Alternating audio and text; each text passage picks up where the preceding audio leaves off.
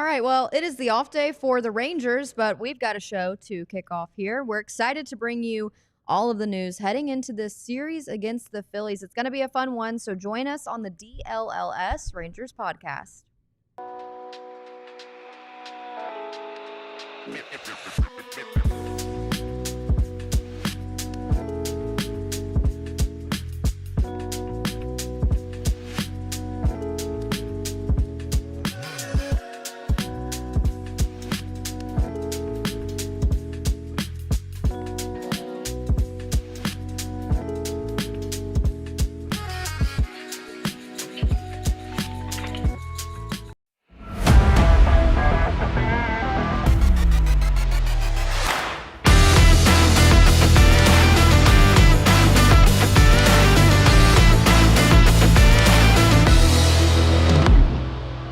Geared up for October is right a week after the MLB trade deadline.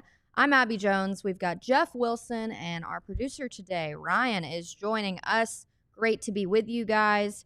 Yeah, off day today, but super fun series ahead at Globe Life Field. I'm excited. Yeah, a lot's going to happen. Of course, I'm going to be out of town for a couple of days. As luck would have it, Josh Hamilton's going to be there. Oh, yeah. Saturday to get his jacket. They're going to honor a bunch of people, I think. So that's exciting, his return to a Rangers event for the first time in 6 years nearly. And then, but the Phillies, the on-field stuff should be really good. I mean, this is a good team. The Rangers think they're a good team, and the Phillies are going to test them because the Rangers have to face two lefties, and that's trouble. And then they have to face Zach Wheeler, who's pretty good. So, and that's a pretty daunting task, a pretty good barometer for where the Rangers will be. But they're also sending some pretty good arms to the mound themselves. So, yeah, get tickets now. You should go. Yeah, you can get tickets with our friends at Game Time. We will tell you about that soon. But let's dive into the faces that are going to be on the mound this weekend because for a lot of Rangers fans, this is going to be the first time to see, that ace from the Diamondbacks, Merrill Kelly, and then we've got two other acquisitions. Danny Coulombe. Danny Coulombe. And then Phil Maton. So veteran guys that have been in, high pressure situations a lot. The only loss that the Rangers had in the World Series did come against Merrill Kelly. Yeah. He's actually going to have a chance to see his former team as well following this Phillies series. Yeah. So what are you expecting? I know you were in Seattle when Kelly made his debut. Yes. What were your initial thoughts? He worked fast. He went after guys. He managed to change speeds effectively enough. And the same formula that worked for him against the Rangers in 23 worked against the Mariners. He throws fastball, two fastballs that go different ways. And then his changeup, it's not really, a huge variation in speeds between his fastball. But the depth of the pitch is what gets those guys. And I mean, he struck out Cal Raleigh with it. He got a lot of weak contact. It was just a really good start. And even the sixth, when he had those two mental mistakes and the Mariners scored a couple times, it was still a good start. You still leave that start, that game, which the Rangers eventually won, feeling pretty good about things. So, if he can consistently get into the sixth and seventh inning, consistently, 2 or 3 runs, keep the guys in the game, this is going to be a heck of an acquisition. And then if they get to the playoffs, a short series of DeGrom, Eovaldi, Kelly is going to be pretty hard to beat. Yeah, no, I agree completely. One takeaway from an interview that you posted with him is that he said he kind of thought he was going to spend his entire career in Arizona. Have you seen? I actually saw him in the clubhouse the other day. He was kind of talking to DeGrom. They were going over a few mechanics, so I think it is interesting that he gets a whole new, group of guys to kind of be around. But from your perspective, seeing a player that's spent so long with a club, how is that transition? Well, he had previous relationships with guys. He played with Jock Peterson. in Arizona, and he knew Higashioka from the WBC in 23, and so there's little things like that. Baseball's a tight knit family. You run into guys in the minors. You may run into them at awards specials or stuff like that. And so they all seem to know each other or know who they are. He fits in because he's of that Evaldi and DeGrom mold. Now, getting to the majors was different. He pitched in Korea for a while. It didn't happen right away. He didn't make his major league debut until he was 30. So this is first time free agent at 35 or 36. You don't see that a lot. But yeah, he grew up in the Phoenix area. That's where he's met his wife and where she's from, where all their family is. So, I mean, it's kind of like couldn't have gone any better. Mm-hmm. And maybe he ends up going back there. I don't know. I mean, he was obviously well-liked, and it was a pure baseball decision on their part. But, he's going to find the confines here very friendly.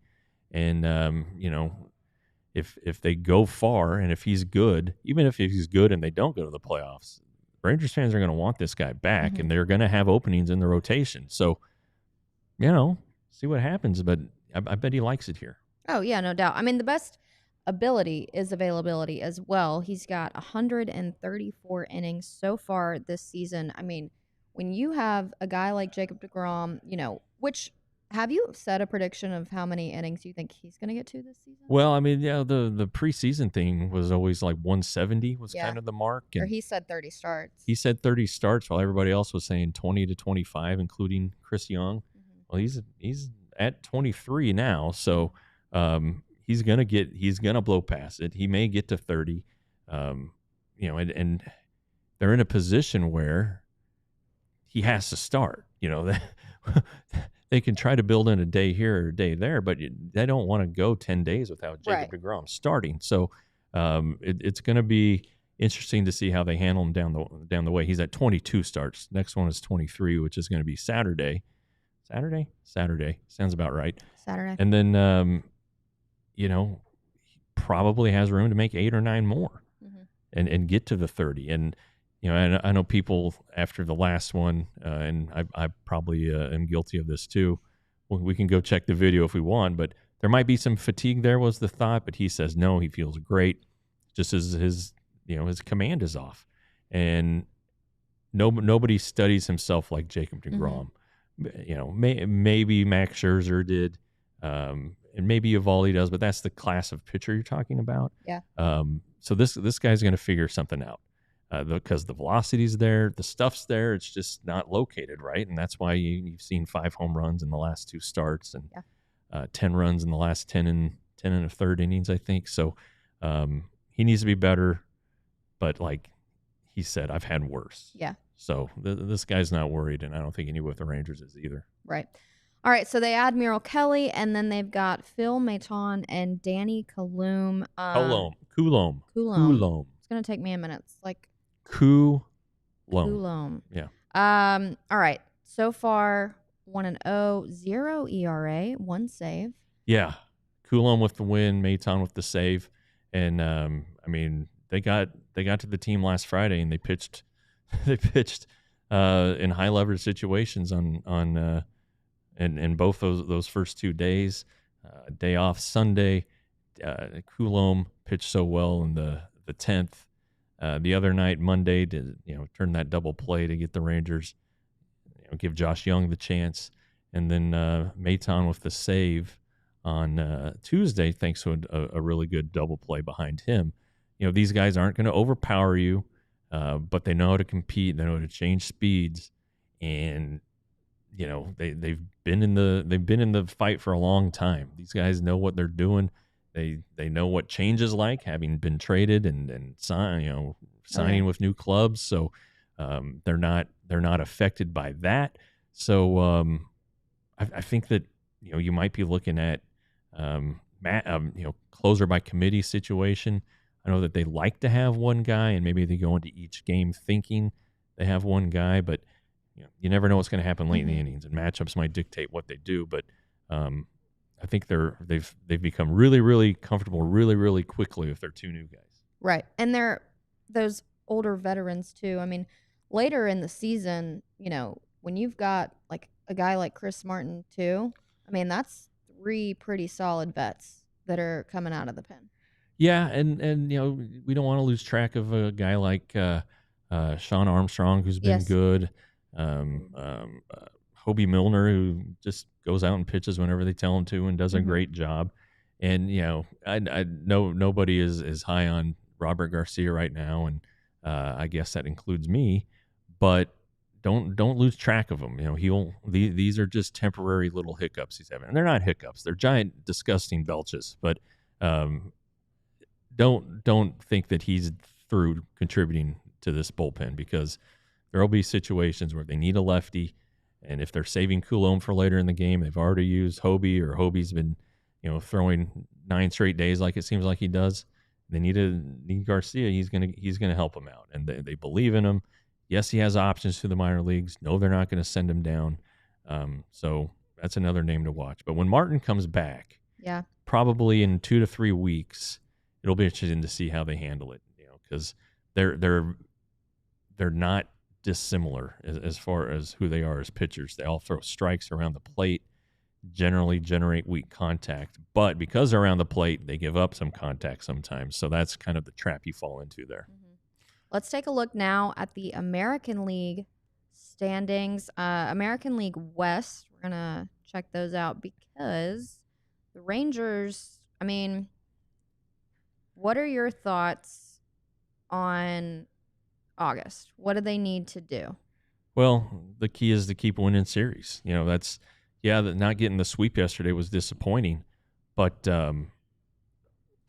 they won the series. And you from the first day of spring training or opening day, you say, what's the key to the season? Just winning series. And the Rangers have been doing that much more often than not, but they've got to be better on the road. Yeah. That's something that they've been saying for a while, and for a while there it was looking pretty good. But they have to be better on the road. The next trip, it ain't an easy one with the Blue Jays and the Royals. So it's going to be a test right there. So that's probably what you need to look toward is can they get better on the road? They've got the home thing down, right? Yeah. They've got the home thing down. I think they're 15 games over 500 at home this year. So they need to figure it out on the road. And there's really not an excuse, because this team's they're veterans. It's just something about it. It just doesn't make sense. So that's what I'm looking for. You were there in Seattle. Did you notice the difference? Because their home record is they're 36-21 home, and then 24-35 away. Right. Did I notice anything? Not really. I mean, the crowd in Seattle was really, really good, really into the game. Got excited at the big moments, and Bruce Bochy is a big believer that teams feed off of their crowd, and even the visiting team can feed off of the crowd and get energy from the crowd. But I think that might have been the case for the Mariners. I mean, it's not like Cal Raleigh, I think, did hit a home run in the opening game, but he also struck out in like 6 consecutive at bats between Saturday and Sunday. Eugenio Suarez didn't homer. That was the big deal, the big homecoming, and everybody was excited. He had a double or two, but he didn't hit any home runs. He hit a couple deep fly balls.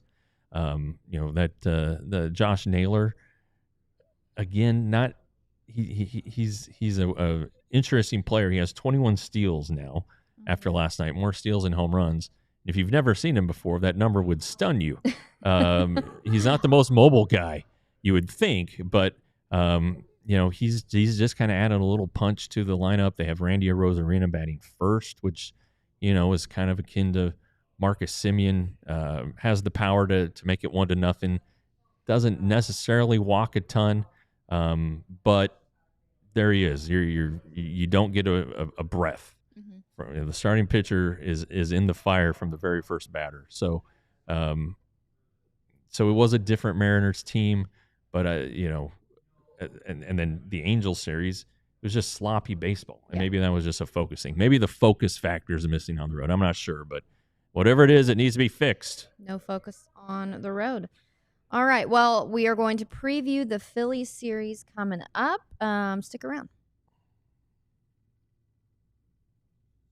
But first, like Jeff said, you do want to get out to the field this weekend. So go ahead and download the app Game Time because it is the easiest way to get your tickets. The thing that I love about Game Time is that there's no hidden fees. So when you're purchasing your ticket, you can just check it out. You can actually see where you're going to be sitting before you buy it because, I mean, have you ever sat behind like a foul pole? I mean, maybe you haven't, but No. there are some unfortunate seats in the Yeah. ballpark. And then, who's going to yell at the ump? So go ahead and check out Game Time because you can just kind of see where you're going to sit before you buy. And then when you go to check out, it's just the price. So no hidden fees. And then in the case of a cancellation, which there won't be because Globe Life Field has a roof, or roof, as Jeff says, but Game Time would give you your cash back. So go to Game Time, download the app, and you can use the code DLLS for $20 off your first ticket. Yeah, and take that 20 and parlay it on Prize Picks. Prize Picks, the leader, the numbers prove it. It's just they're the best. They're the biggest. They're the best. They're the brightest in the daily fantasy game. I myself am a player, and I lost both mine yesterday. I only lost $8. So it's you don't even have to bet the farm. But what you do is you pick 2 players from different teams, 2 to 6 players, I think it is, and are they going to get more or less than a certain stat? So like yesterday, I had Jack Leiter more than 1.5 walks. Check. Nailed it. And then in a later game, the one that cost me was I had Dustin May more than 1.5 walks. And I'll be darned if he issued a first inning walk and then nothing the rest of the way. So I lost. Anyway, prizepicks.com/DLLS. Get a $50 bonus on your first $5 deposit. All right, I know I said we're going to preview the Phillies, which we are going to do, but let's take a look at the wild card update because the series against the Yankees did have a lot of playoff implications. It did. If the Rangers would have swept, then they would have knocked the Yankees out of that conversation. Did not happen, so how are we looking? Yeah, feeling pretty good, I think, and not much worse for the wear. I guess at the start of the last road trip, Rangers were tied for the 3rd spot. Game and a half can be made up real quick. The Guardians are actually a percentage point, a whisker ahead of the Rangers, technically for the 3rd spot. I guess some people can be concerned. Mariners, Yankees have the tiebreaker over the Rangers, so the Rangers can't finish tied with them for the 3rd spot, and Rangers will be home, and the whichever one's 3rd gets to go. So it's a little trickier, I guess, there. But the unfortunate thing is the Rangers are through finishing those 3 teams. Yeah, they don't get to control their own destiny against them. They do have 6 left against the Astros, so the division is definitely in play. I believe they finished the season with the Guardians at Cleveland. They do. I was checking hotel rooms the other day, and they're very expensive for some reason because the Browns aren't in town. Mm-hmm. So I'm staying on the outskirts of Cleveland, which I've never done before. A little worried. Oh, you'll be fine. But anyway, it's a race, and the Rangers are right in the middle of it. Yeah. And I know you kind of cling to every win and every loss, and it's easier to do as the schedule shrinks and gets smaller in size, but it's still about winning series. Mm-hmm. And if as long as they can win the series, take 2 out of 3, take 3 out of 4, do no worse than a split in a 4-game series. Mm-hmm. They're gonna be in it until the very, very end, and so that's the thing. Don't sweat the losses too badly. All right. Because the Rangers are fine. They're gonna be in it until probably the last weekend. It ain't over. Yeah. Until long way to go. And players will say that in September. Long September way to go. 1st. Are you watching the scoreboard? Oh, we got a long way to go. Like, Okay. no, you got 28 games. No, that's a long way. And it is. A lot can happen in 10 games. A lot can As happen. you saw on the homestand after the All-Star break. The Rangers went 8-1, and all of a sudden they're in a playoff spot. Right. Yeah, they have no more games against AL West opponents in the month of September minus the Astros. That's 3 fine. at home, 3 away. That's going to be chippy, and I cannot wait.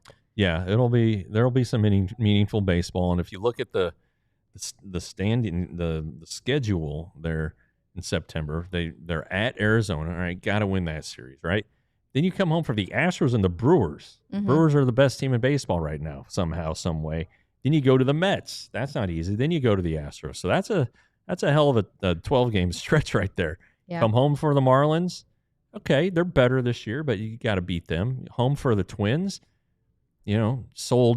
Traded 10 players ahead of the trade deadline, and then it's at Cleveland. So it's going to be a tight finish, but it's tight for everybody else too. Right. The Rangers aren't the only ones. Yeah. They have the experience, having gone through it before. Maybe you'll see some of these teams that don't have the experience wet their pants a little bit. We'll see, but it's going to be pretty tough competition here. I mean, Aaron Boone during the Yankees series said that the AL is really open for the taking. So yeah, I mean, there's a lot of baseball left, but there's going to be 3 pretty good games at Globe Life Field. Let's take a look at the starting pitching probables for the Phillies. All right, so Merrill Kelly is going to be making his home debut as a Ranger. Jacob deGrom and then Patrick Corbin. Series prediction. We've got to sweep the Phillies in the chat. I don't think that's happening. What are your thoughts? Well, Sanchez is interesting. He's left-handed, so that's a problem.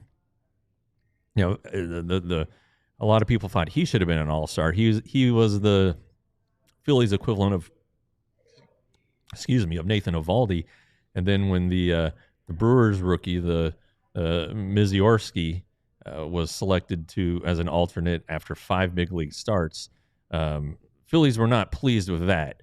Luzardo, and I said this on the show last week, the first time I ever ran into him, he was pitching. I don't think he'd even been above Double-A in the A's system.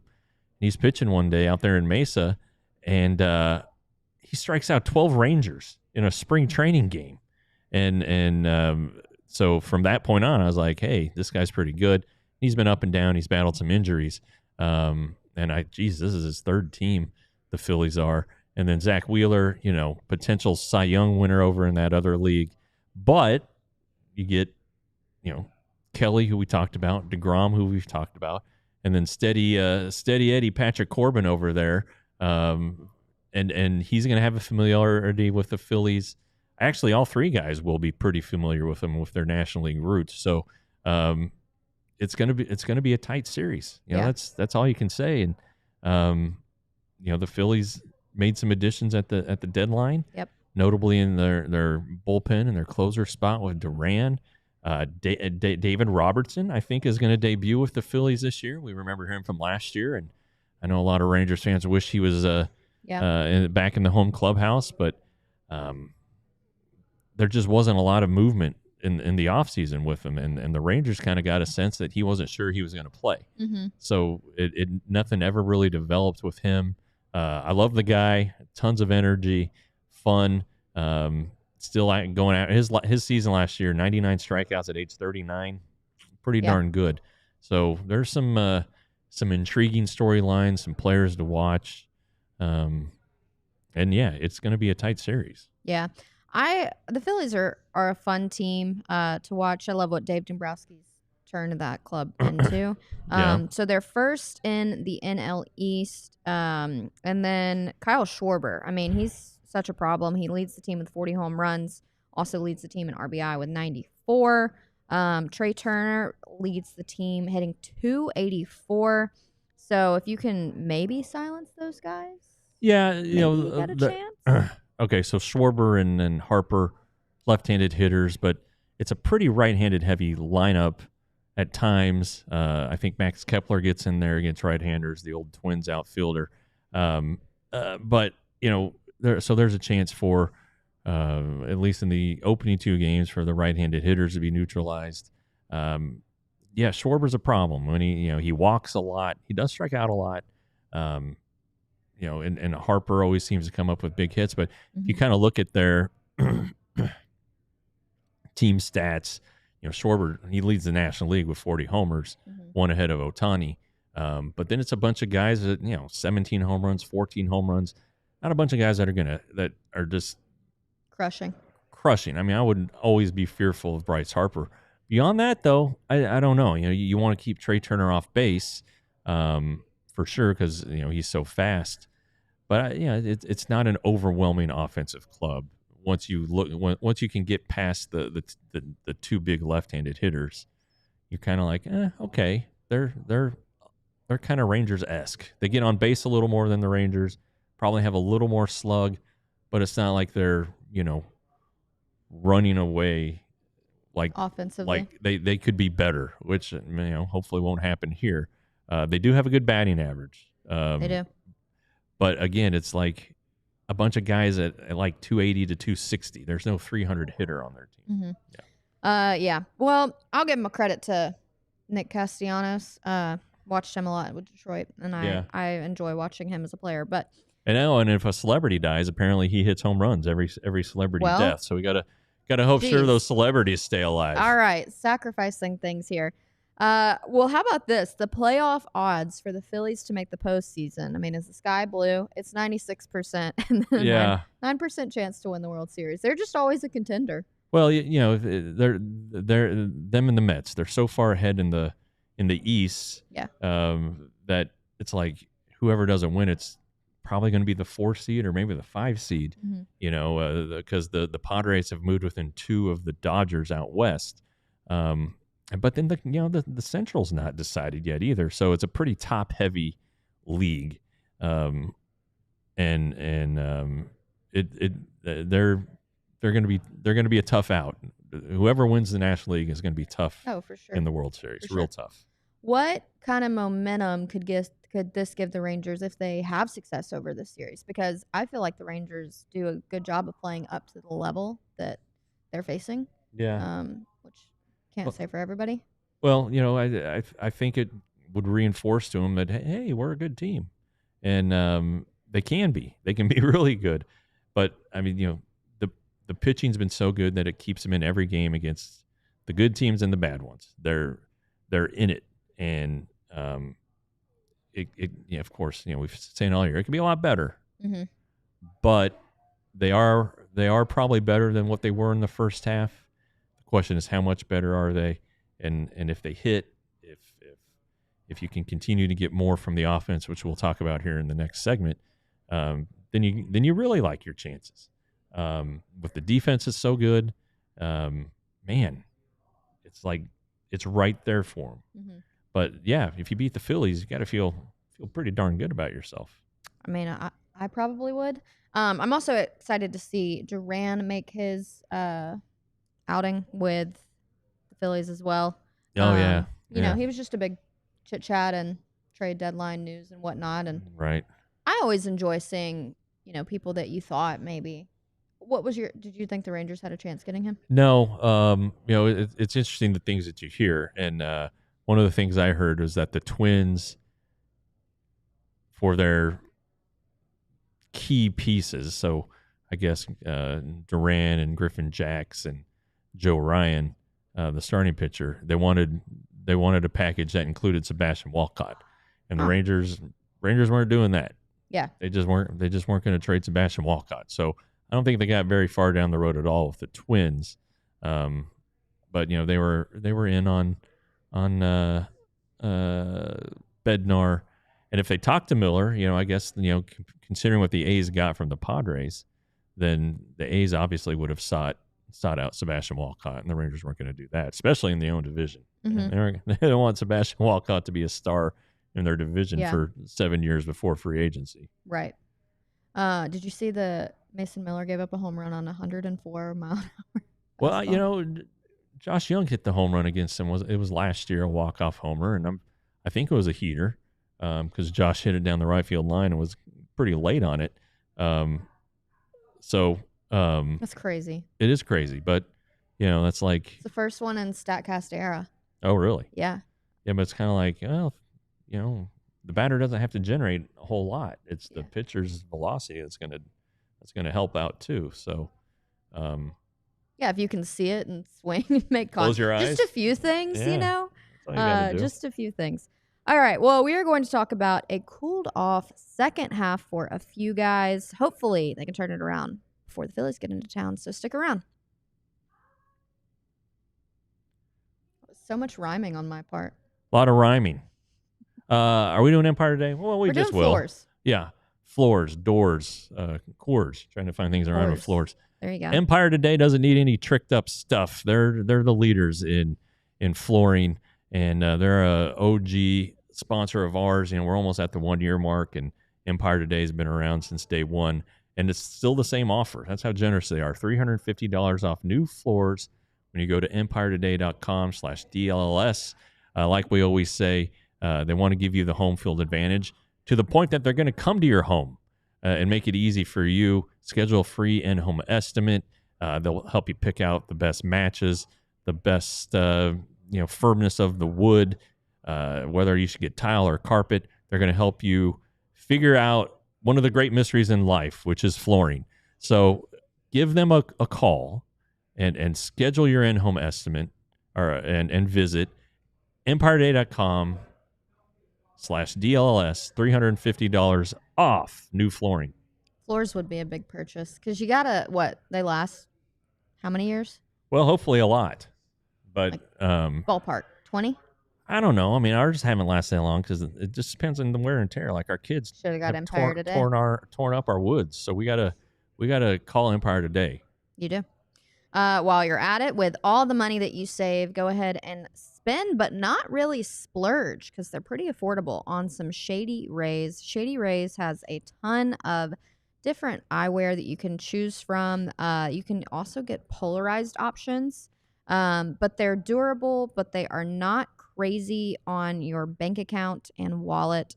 Also, if you lose them, you get a pair for free, which is a very kind offer. Or if you break them, they will replace them as well. So Shady Rays, quality customer service and care. You can get 35% off if you use the code DLLS35. Go to shadyrays.com and use the code. All right, second half of baseball. Yes. Things take a turn because whole first half, Tigers this, Tigers that, Tigers atrocious in the second half. Oh boy. Things go up, things go down. Let's take a look at a few Rangers that need to click a bit more in the second half. Yeah, well, you don't have to go very far into the order to figure that one out. And Corey Seager hasn't been bad. 246 average, 3 home runs. He's still the most fearsome guy in the lineup, and you still see him getting respect even when he's having a hard time, as he did against the Yankees the first 2 days. I mean, he had a couple hits yesterday, but like one of them went about 35 feet, and the other one was just a blooper that fell in. Couple walks, though. In the ninth inning, David Bednar fell behind him and got back in the count, but and really threw a pretty good 3-2 pitch that could have gone either way. It went Seager's way, but they treat him delicately, and try not to make mistakes with him. It's the 2 guys behind him, Marcus Semien and Adolis Garcia. Semien is hitting a robust 173 in the second half. Yep. With 0 home runs. Now, he did drive in a run yesterday on a sacrifice fly. Okay, that's good. But Marcus, it'd be good if he got going. You got to do more. Yeah, Adolis, 184 in the second half. He does have the 3 home runs. He had the nice day Sunday, I believe it was, in Seattle, or maybe it was Saturday. Whatever. He came up 3 times yesterday with a chance to knock in runs and didn't, including the last out. He struck out to end the game. But you know what you're getting with him. He's hot and cold. He's the definition of it. So he needs to get better. He just does. And Could the Rangers move him out up and down the lineup? Maybe, but who are you going to replace him with? You just don't have a guy unless you really like Josh Young. I don't know. Do you want to put Jock Peterson in the 4-hole? I mean, how 5-hole. A lot of sold? people think 5 holes high. How sold are you on Jock? Right. Well, that's the other thing. I mean, can you be sold on him? The at-bats have been better. They've been better. They've been better. They really have been. Since he was smoking a stoogie. Yeah, and so he will draw walks, and when he runs into one, when he gets both cheeks into it, it goes a long way. But you have to be encouraged though, based on the series against the Yankees. But he's not going to play much against the Phillies because the two lefties. So he is definitely a platoon player. Josh Young's been really, really good, as we talked about. He's going to be going back to third base. Wyatt Langford, 231. A little quiet, no homers. He's also 0 for 3 on stolen bases. And there was a situation yesterday where he really it would have helped the Rangers if he had stolen a base, and he didn't. So I wonder if he's a little gun shy right now because he's moving around fine. He's getting back on fly balls and coming in fine. Wonder if he's a little gun shy there. Jonah Heim, 195 in the second half, which is actually higher than I thought, but it's been pretty lousy here the last 3 or 4 times he's played. Jake Berger is going to be coming back. He had a hit yesterday in his game against Albuquerque, at Albuquerque, so they played a doubleheader. He played all of the first game, but it was only 7 innings. Didn't play in the second game. Lineup hasn't been posted yet today. Probably a few hours away from that, but they're trying to build up a progression here. See if he can go 9. I guess if you can go 7, you can go 9. But no lineup today. Huh? No lineup today. Not yet. What? No, for the round rockers. Oh, gotcha. Yeah. So we'll see about that Jake one. Berger. Yeah. Okay. And then Evan Carter, still on the injured list. He got some injections in his back yesterday morning. He was going to let those stew yesterday and today, and he hopes he's going to be able to do some more stuff Friday. He was feeling better before the shots. Then he got some shots. I don't know how many shots a bat can take. If you have a lifetime number of shots, he's got to be pushing it already. I mean, Evan's young. He's 23. Yeah. He might be a little. Yeah. Might need to come up his with his more birthday's coming up here this month. It's either the 20th or the 21st. Josh Smith. Smith birthday. How about Josh Smith missed the S in the 4-hole? I don't know. I wish Josh would stop swinging at the first pitch of the game. It just seems like he does that, every game. Have you asked him? I haven't. I don't want to give these guys hitting tips. It's like Costanza doing it. So it's not a hitting tip. That's a question. It's a question, but still, it's kind of in the form of don't do it anymore. I don't know. They just need more out of that spot in the lineup. They need more from their DHs, and they need more from the cleanup spot. And they've been wastelands. Of course, you want Corey Seager to bat as often as possible, so he's gonna bat second. Maybe Young, maybe Langford, especially against a lefty. Maybe you could do that because Adolis is terrible against lefties. Mm-hmm. He's even worse against lefties. It's kind of crazy. So I don't know, but these guys need to kind of get going. But then you look overall, the Rangers in the second half, they're averaging more than 4 runs a game, which isn't great, but it's better in the first half. Better than the first, yeah. They're still on the plus side since, let's say, June. Offensively, they had a pretty nice July, really. Their OPS was 748 collectively. That's pretty solid. And hence, they won a lot of games.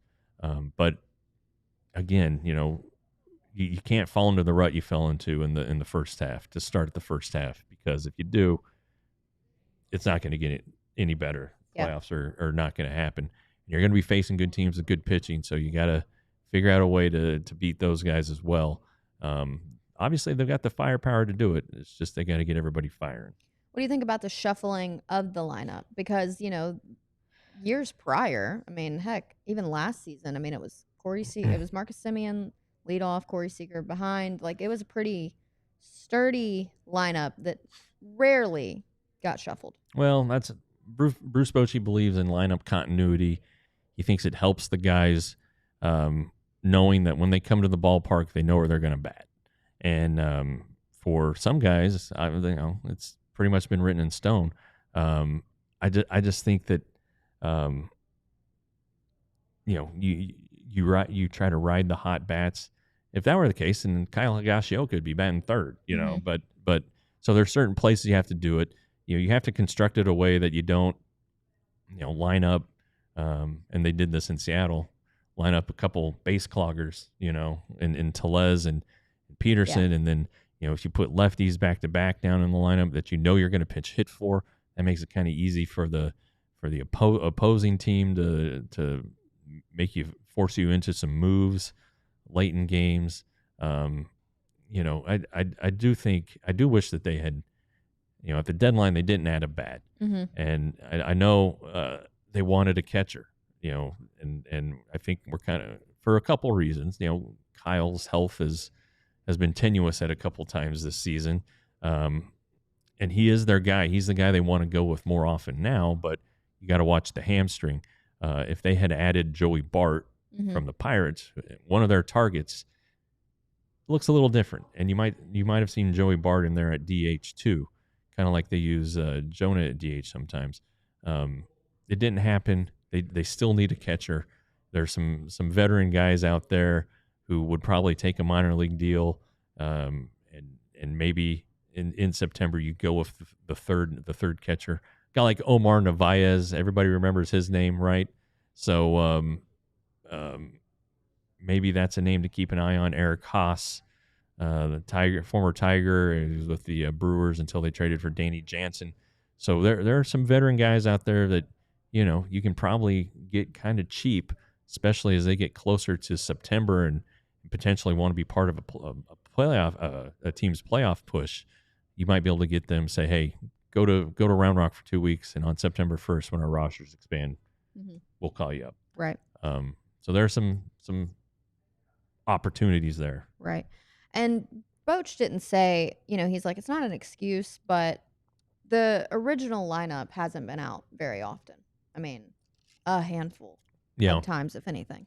And CY, says it all the time, but he says that the best improvements are internal improvements. A reminder of what the World Series team did. Jonah Heim hitting 258 and Marcus Semien 276. Corey Seager 372. Josh Young 266. Like, it is possible. Adolis 245. Like, it is possible. Yeah. For all those guys to click at the same time, that's a perfect storm and like lightning in a bottle for sure. But for multiple guys to be a little cold, it's it's taking a turn. And then the question was asked pregame with Boch, has the lack of offense made your starting rotation nail down even more? And yeah. Yeah. And Nathan Eovaldi, I don't know if you got to watch the broadcast the other day. It wasn't even his game, but he had, I don't remember who was pitching, but they offered him some insurance, and Nathan Eovaldi was like the Italian chef's kiss because, as a starting pitcher, it's nice when you can bank on a few runs there. But starting pitching has been phenomenal for this club. I don't even want to know where they'd be without the starting rotation that they've had. Can you imagine this offense that they've been without? They'd be the good Braves. pitching? They'd be the Braves. They really would be. Braves. They'd be below 500 and a massive disappointment. If the Braves had some pitching, it would look a lot different for them. But their pitching's been hurt, so they've just kind of floundered. Well, if not for the pitching, the Rangers would be right down there. We would have been talking a week ago today about who are the Rangers going to get, who are they going to sell, who are they going to get, what prospects did they get, how did they do, is the farm system better, all that stuff. Well, now, the pitching, because the pitching has been so good and the offense showed a spurt there, they bought, and we talked about them in the first segment, and they still think they have a chance, and they do have a chance. There's no question about it, but some more things gotta come together. And a good thing about Seager is even if it's a little down moment, it's not long. Like, Right. he had that skid and then went on a 28 game on base streak. Mine even got higher than that. It was a big one. It was pretty long, Yeah. and he was doing damage during that. Marcus Semien went on a hot streak too. So you're hoping that you get a lot from the guys that you pay a lot. Yeah, and and timing's everything. As the Rangers found out in 2023 in the postseason, you know, hey, they just got hot at the right time. Beats beat the 1, 2, and 4 seeds in the American League to reach the playoffs. They they were fortunate that the Diamondbacks beat the Phillies, no doubt, but they just got hot. They won 11 games on the road, all 11 games on the road, so it's possible. This team's done well on the road in the past under much more demanding circumstances. Have a really pretty ring. Yeah, show for it. Got a heck of a nice ring for it. So it can happen. It can happen. All right. Well, we are going to wrap up the show with our batting cleanup segment at the end of the break. Stick around. All right. So the DLLS. Did I say 3 L's or 2? I think I've started merging the 2 L's, and it'll sound like DLS. DLS. So I'm wondering, did I say 1 or 2? The Cowboys show. They're heading to Oxnard now. Pop Pop's been there quite a while. Club Pop Pop is in California, but the Cowboys crew is heading to Oxnard next week, so don't miss a second of the fun with Jeff and Jesse and Clarence. They are going to be at Cowboys training camp. We're going to have live shows and just tons of content. I have to give Pop Pop his flowers when he gets back. He has done a phenomenal job recording content. Well, that's good. I mean, he has technical difficulties all the time, so I was he's 60. Yeah. Right, but he's done really well. So go ahead and sign up today because there is a limited time $36 training camp special. Normally it's $79.99 for the year, but you can be a diehard today for $36. That's way less than a meal at Globe Life Field, and almost as much as my lunch from Chipotle the other day. Yeah, you gotta watch out for that double protein. But it's just such good coverage, and you get a free T-shirt. I'm wearing the Texas Chew today. Abby's not wearing hers, but she was sweatshirt yesterday because it is chilly in here. It's cool. I really thought about a jacket, but I didn't want to hide up the merch. I knew we'd be talking merch, but you can get it store.allcitynetwork.com. Again, you get a free one with the Die Hard subscription. You also get 20% off of our events with the Die Hard subscription.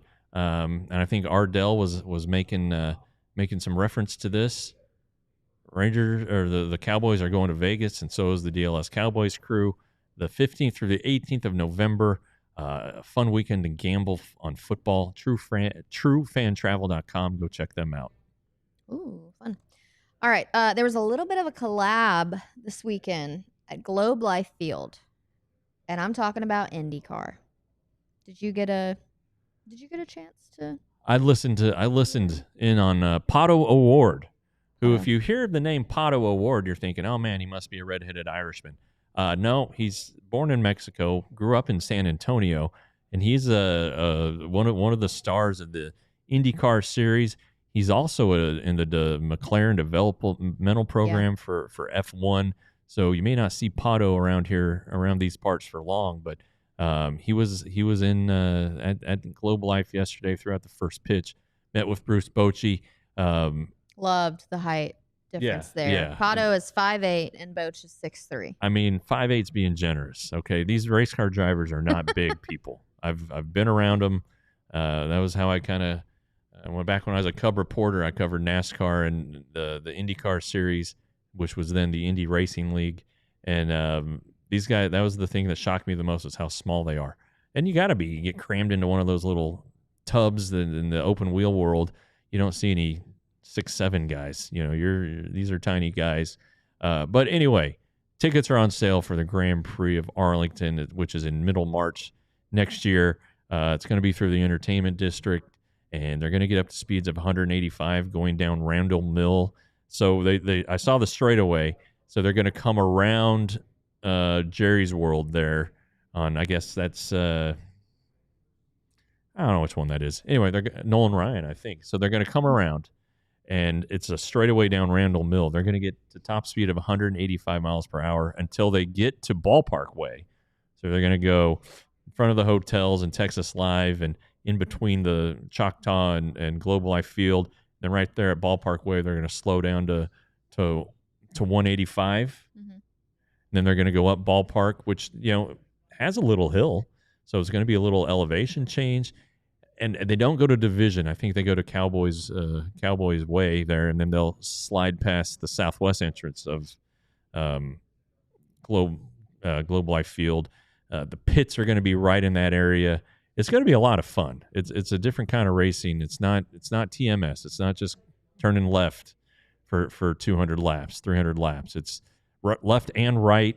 A lot of braking, a lot of gear changes, a lot of shifting, a lot of different pitches you'll hear from the car engines. So it's different racing, and it's going to be fun. So go check them out. But anyway, Pato Award. Nice little plug there. Pato Award was at Globe Life Field yesterday. I was almost shocked that he didn't let him get in the cage or anything. Well, he's not a baseball guy. He said, I'm not a baseball guy. No. Well, you're going to love this, Jeff. Okay. All right. Athletics versus the Nationals. Uh-huh. It's the bottom of the 8th. Okay. Athletics are up 5-0. Nathaniel Lowe. Ooh, Nathan gets Great. a 17 pitch at bat. 17 pitch. 4-seam, 4-seam, changeup, cutter, slider, 4-seam, changeup, 4-seam, cutter, slider, 4-seam, 4-seam, sinker, cutter, slider, changeup. And then guess how it ends? Home run. No, he struck out. Strikeout. All right. He struck out looking. Yeah. Looking. 4-seam fastball. Ah. Down and away. Well, his at bat in Game 3 of the division series against the Orioles, it was a 15 pitch at bat, and it ended. It was third inning. It ended with a line drive to left field. But when you after the game, I mean, the Rangers went and scored. I don't know. Ryan showing the at bat, the end of the at bat, the 23. That at bat paved the way toward the huge inning and that allowed the Rangers to finish off the Orioles, and players in the dugout were like, that at bat was huge because you could see the pitcher who was panting and breathing heavy. He was worn out. No pitch clock. He couldn't take time and walk around the mound. He had to get back on the mound and fire. And it's one of the there are many moments in that postseason like, hey, that was a key to that win. Yeah, this one. But that's like an underrated That one. was the key to the Orioles Game 3 win, the Rangers Game 3 win over the Orioles and finishing off the Orioles and advancing to the ALCS. So that's pretty cool. I think I remember a game not that long ago, the Angels and maybe the Giants. There was a 21 pitch at bat. It might have been to lead off the game, but it was definitely in the first inning. I mean, what a pitch count ruiner, Yeah. You're not getting much from your starter That'll that get game. you. Yeah.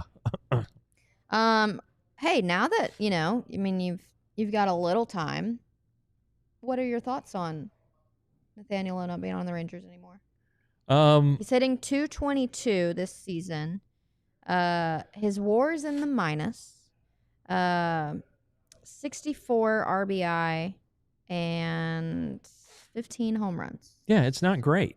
And people are like, oh, Jake Berger was struggling. We want Nate Lowe back. He did have to a great start. He had a really good start to the season, but it's been steadily downhill, even worse than when he was with the Rangers. Mm-hmm. And some of that's the lineup. They don't have he doesn't have a ton of protection, and I'm sure he feels a urgency to do a little bit more. But the Rangers aren't losing that trade by any stretch, and they freed up money, which they're able to probably sign maybe Chris Martin or somebody like that. So, if people are critical of that trade, they need to take a deeper look because, Nate Lowe is not batting 300 with 40 home runs. Right. So, anyway, that's how I feel about that. I like Nate. I miss him. Yeah. Good clubhouse guy, too. Yeah, good dude. All right, well, the Blue Jays hit 63 hits in a series against the Rockies. It's the most by a single team in a 3-game series since the modern era, 1901. Yeah, the Rockies are terrible, and we know it. We've referenced them many times, but that's staggering. That's bad. Yeah, it's like, what are you That's doing? got that's got to.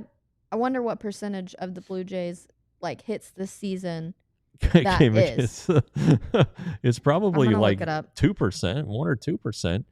It's you can count on these bad teams for something multiple times a season, and they traded away a reliever who's now in the minor leagues, Jake Bird, but it's not like they sold. They don't have a lot to trade, Mm-hmm. and their starting rotation's horrible. Anthony Sansazella or Antonio, I don't know what his name is, and then who started yesterday? Kyle Freeland. That's Freeland. Had a great rookie year. Maybe it was his second year. He's from Colorado. Went to high school at Thomas Jefferson. Right, not too far from the ballparks. It was a feel-good story. Hometown guy. They signed him to an extension. He's been garbage. And let's be fair to the pitchers there. It's the hardest place in baseball to pitch. But also, these guys aren't like knocking them dead on the road. Mm-hmm. It's not like they have a 1 ERA on the road. Yeah. They're just not good.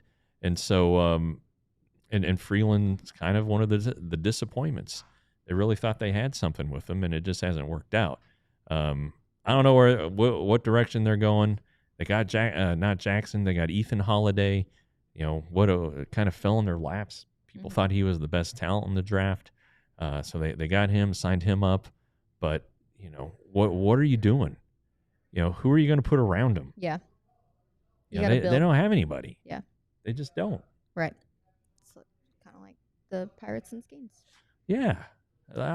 Pirates have a little more talent. They have O'Neal Cruz at least. Right. But there's no O'Neal Cruz on that Rockies roster. No, the Rockies are just bad. Speaking of, all right, losses since May 29th. The White Sox have I really should say the Yankees have as many losses as the White Sox since then. Well, that's not good. 34. For the Yankees. 34. What? Really? 34. Yep. The White Sox, the Cardinals, and the Yankees. Then it's next with the Twins, and then Colorado at 37. Wow. And then the Nationals and the Braves tied for 38.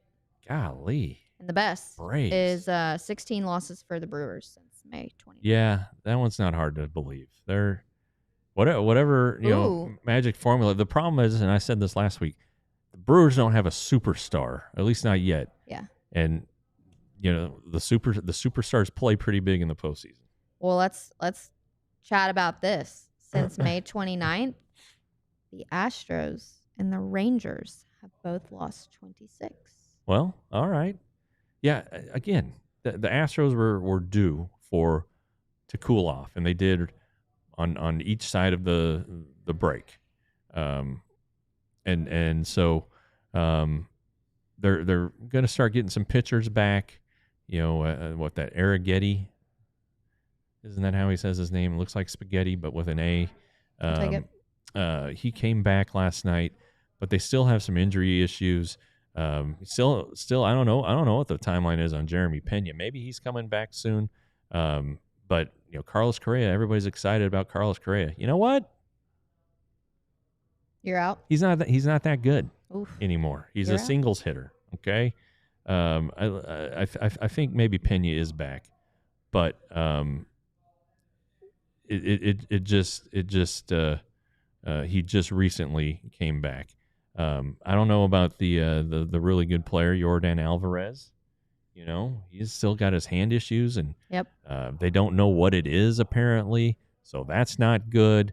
I mean, it's good if you're a Rangers fan, I guess, but they're a flawed club. They really are, and I wouldn't be at all surprised if they don't win the division. I mean, the Mariners are 2 games back. Mm-hmm. The Rangers are 4.5 back.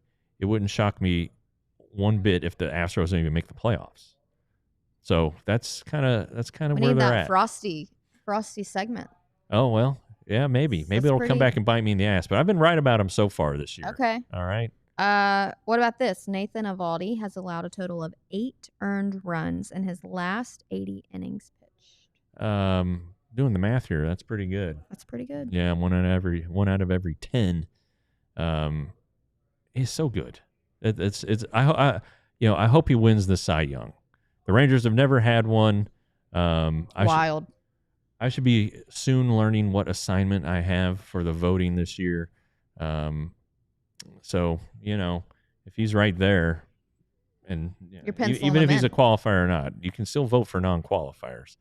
I think if the Rangers continue to be in the hunt and his numbers continue to be staggering, he's eventually going to become a qualifier, Yeah. assuming he doesn't miss any more starts. He's going to be hard to overlook. Do you think if his name were Jacob deGrom, there would be different chatter? Probably. And Jacob's in the conversation too. He's got a chance if he finishes strong. So he does.